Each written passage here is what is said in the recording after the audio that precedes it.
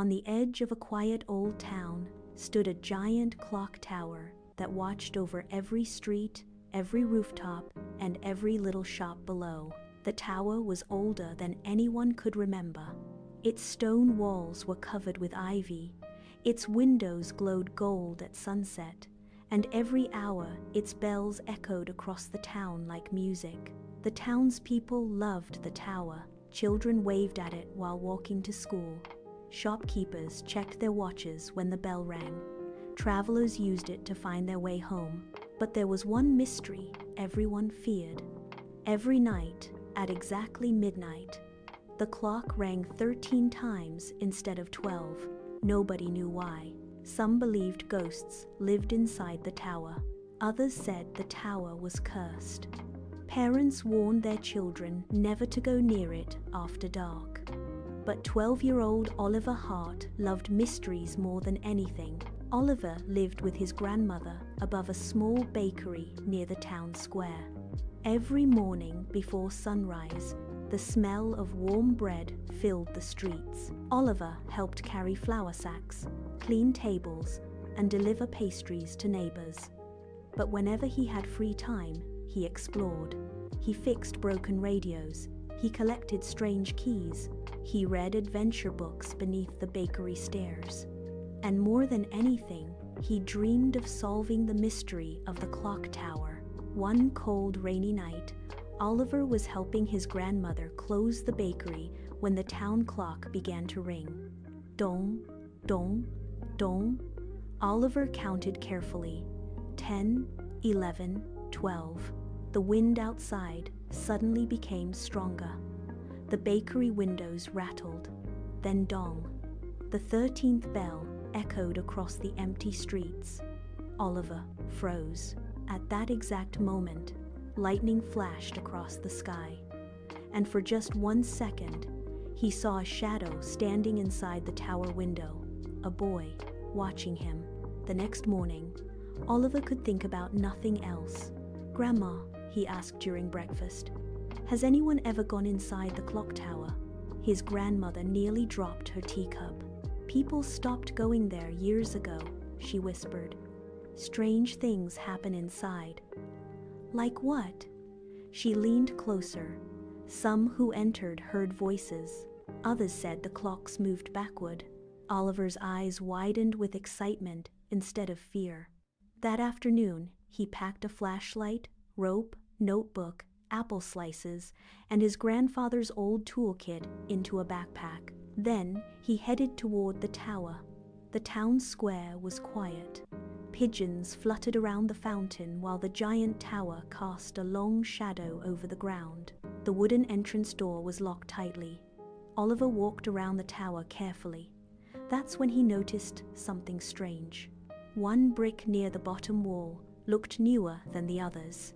He pressed it gently. Click. The giant wooden door creaked open slowly. Dust floated through the air. Oliver swallowed nervously and stepped inside. The tower smelled ancient. Rusty gears turned slowly somewhere above him. Tick, tock, tick, tock. A spiral staircase twisted upward endlessly into darkness. Oliver climbed carefully. The higher he went, the colder the air became. Cobwebs brushed against his face. Old paintings hung crooked along the walls. Then suddenly he heard another sound, a smaller, ticking noise. Fast, uneven, almost nervous. Oliver followed the sound to a hidden wooden door behind the staircase. He pushed it open and gasped. The room inside was enormous. Hundreds and hundreds of clocks covered every wall. Tiny clocks, grandfather clocks, golden clocks, silver clocks, cuckoo clocks, broken clocks. Some moved too fast. Some moved too slowly. Some even ticked backward. At the center of the room sat a pale boy around Oliver's age. The boy wore dark, old-fashioned clothes and carefully adjusted the gears of a tiny clock. When he looked up, his eyes widened. "You can see me?" he whispered. Oliver nearly stumbled backward. "Who are you?" The boy stood slowly. My name is Elias. Do you live here? In a way. Oliver pointed at the clocks. What is all this? Elias looked around sadly. These are lost moments. Oliver frowned. What does that mean? Elias picked up a tiny silver clock. When someone wastes time, forgets something important, or loses a precious moment, it comes here. Oliver stared in amazement. This clock belonged to a girl who never said goodbye to her best friend before moving away. Elias explained softly. He pointed to another. That one belonged to a father who worked too much and missed his son's birthday. Oliver slowly looked around the room again. Every clock carried someone's forgotten moment. That's impossible, Oliver whispered. Elias smiled faintly. Time is more magical than people realize. Oliver sat beside him. Then why does the tower ring 13 times? Elias's expression darkened. The extra bell is a warning. A warning about what? That the town is forgetting the value of time. Suddenly, the room shook violently. Several clocks fell from the shelves. Ticking noises sped up wildly. What's happening? Oliver shouted. Elias looked terrified. The heart clock. He pointed upward. At the very top of the tower is the heart clock. It controls the flow of time for the entire town. And it's breaking. The floor trembled again. If it stops completely, Elias said, time in the town will freeze forever. Oliver's eyes widened. Outside the window, strange things were already happening. A bird hung frozen mid-air. Rain stopped falling. People below stood perfectly still. Time was slowing. We have to fix it, Oliver shouted. The two boys raced up the spiral staircase. The higher they climbed, the louder the ticking became. Clank, clank, massive gears groaned above them. Finally, they reached the top chamber. Oliver stopped in amazement. The room was gigantic. Golden gears, taller than houses, turned slowly around the walls. The enormous pendulum swung across the room like a giant metal hammer, and at the center stood the heart clock. But something was terribly wrong. One giant gear had cracked down the middle. Sparks burst from the machinery. The pendulum slowed further. Tick, tock, tick, tock. We're running out of time, Elias whispered. Oliver opened his grandfather's toolkit. Can you fix it? Elias asked hopefully. I'll try. Oliver climbed carefully across the moving gears. Below him, the entire town looked frozen. A cat stood motionless in the street. Leaves floated still in the air. Even the clouds had stopped moving. Oliver reached the cracked gear. It was huge, far too heavy to move alone. Sweat dripped down his forehead.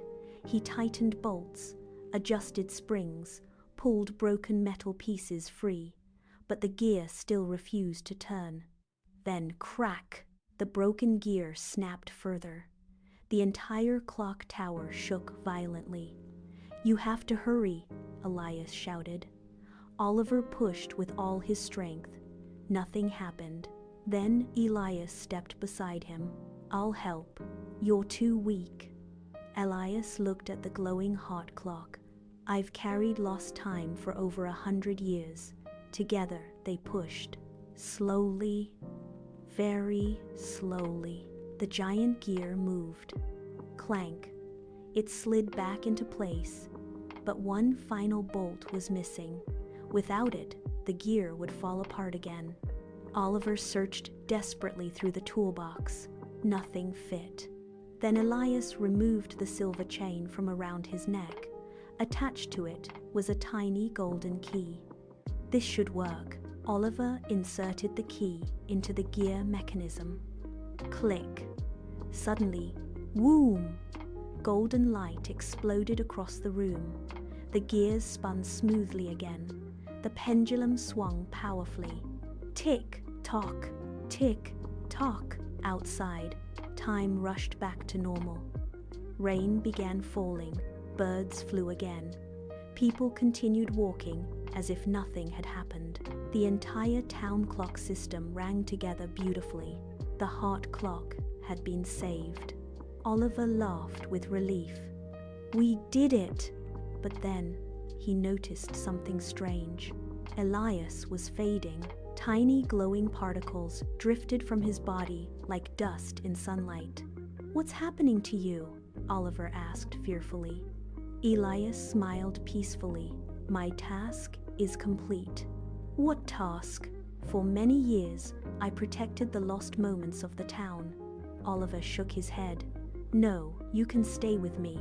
We can fix clocks together. My grandmother makes amazing blueberry pie." Elias laughed softly. "I would have liked that." Oliver's eyes filled with tears. "You're my friend, and you reminded this town what time truly means." Elias handed Oliver a silver pocket watch. "Keep this safe." The watch ticked warmly in Oliver's hands. "Whenever you hear it," Elias whispered, "remember that every moment matters." Then slowly, Elias disappeared into golden light. The room became silent. Only the steady sound of the heart clock remained. Tick-tock, tick-tock. The next morning, the town woke to bright sunshine. For the first time in many years, the clock tower rang only 12 times. People celebrated in the streets. Nobody understood what had changed. But Oliver knew. From that day forward, he stopped rushing through life. He spent more time with his grandmother. He helped neighbors fix broken things. He watched sunsets. He listened when people spoke. And every night before bed, he opened the silver pocket watch. Sometimes, very softly, he could still hear Elias's voice. "Time is the greatest treasure of all.